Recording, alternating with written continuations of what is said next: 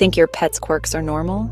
From sneezing lizards to cats fainting at the vet, these cases will shock you. Let's dive in.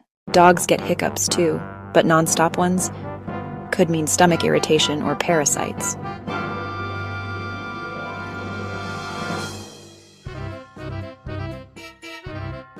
With treatment, the hiccups stopped. Subscribe for more vet stories.